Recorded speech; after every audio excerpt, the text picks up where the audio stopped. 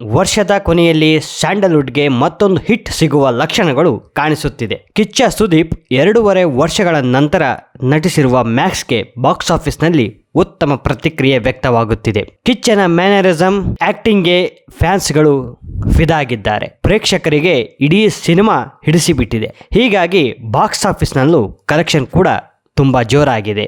ಮೊದಲೇ ದಿನ ಮ್ಯಾಕ್ಸ್ಗೆ ಸಿಕ್ಕಿದ ರೆಸ್ಪಾನ್ಸ್ ಕಂಡು ಸ್ಯಾಂಡಲ್ವುಡ್ ನಿಟ್ಟುಸಿರು ಬಿಟ್ಟಿತ್ತು. ವರ್ಷದ ಕೊನೆಯಲ್ಲಿ ಬ್ಯಾಕ್ ಟು ಬ್ಯಾಕ್ ಸಿನಿಮಾಗಳು ಗೆದ್ದಿರುವುದು ಸಿನಿಮಾ ಮಂದಿಗಂತೂ ತುಂಬಾ ಖುಷಿ ಕೊಟ್ಟಿದೆ. ಉಪ್ಪಿಯ UI ಹಾಗೂ ಕಿಚ್ಚ ಸುದೀಪ್ನ ಮ್ಯಾಕ್ಸ್ ಸಿನಿಮಾಗಳ ಬಾಕ್ಸ್ ಆಫೀಸ್ ಕಲೆಕ್ಷನ್ ಮತ್ತೆ ಸ್ಯಾಂಡಲ್ವುಡ್ನಲ್ಲಿ ಚೇತರಿಕೆ ಕಾಣುತ್ತಿರುವುದು ತುಂಬಾ ಖುಷಿ ಕೊಟ್ಟಿದೆ. ಇನ್ನು ಮೊದಲೇ ದಿನ ಫ್ಯಾನ್ಸ್ ಶೋಗಳಿಂದ ಉತ್ತಮ ಕಲೆಕ್ಷನ್ ಆಗಿತ್ತು. 2ನೇ ದಿನದಲ್ಲಿ ಆ ಮೊತ್ತ ಮೈನಸ್ ಆಗಿದೆ. ಹೀಗಾಗಿ ಮೊದಲೇ ದಿನ ಗಳಿಕೆಗೂ 2ನೇ ದಿನದ ಗಳಿಕೆಗೂ ತುಂಬಾ ವ್ಯತ್ಯಾಸವಿದೆ. ಹಾಗಿದ್ದರೆ ಮೊದಲೇ ದಿನ ರೆಸ್ಪಾನ್ಸ್ಗೆ 2ನೇ ದಿನವೂ ಸಿಕ್ಕಿದೆನಾ?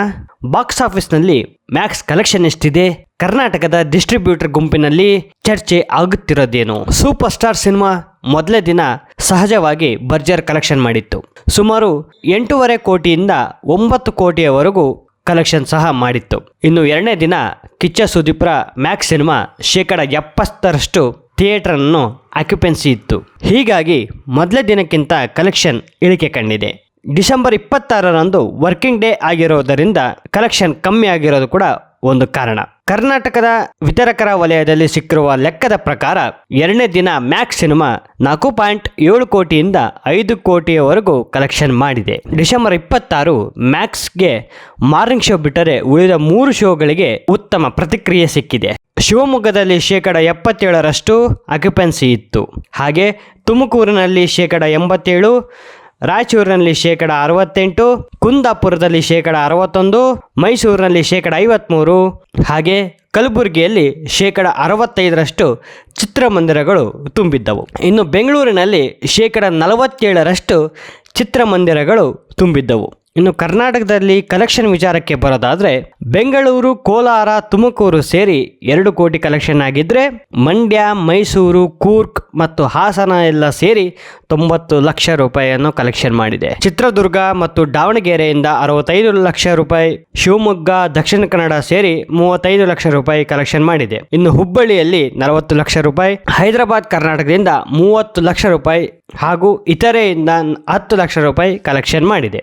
ಇನ್ನು ಡಿಸೆಂಬರ್ 27ರಂದು ಮ್ಯಾಕ್ಸ್ ಸಿನಿಮಾಗೆ ನಿರೀಕ್ಷೆಗಿಂತ ಕಲೆಕ್ಷನ್ ಹೆಚ್ಚಾಗುವ ಸಾಧ್ಯತೆ ಇದೆ. 2 ದಿನಗಳಲ್ಲಿ ಮ್ಯಾಕ್ಸ್ ಸಿನಿಮಾ ಒಟ್ಟು 13.4 ಕೋಟಿಯಿಂದ 14 ಕೋಟಿವರೆಗೂ ಕಲೆಕ್ಷನ್ ಮಾಡಿದೆ. ಇನ್ನು 3ನೇ ದಿನಕ್ಕೆ ಈ ಸಿನಿಮಾ 18ರಿಂದ 20 ಕೋಟಿ ಆಗಬಹುದು ಎಂಬ ನಿರೀಕ್ಷೆ ಕೂಡ ಖಂಡಿತವಾಗಿಯೂ ಇದೆ.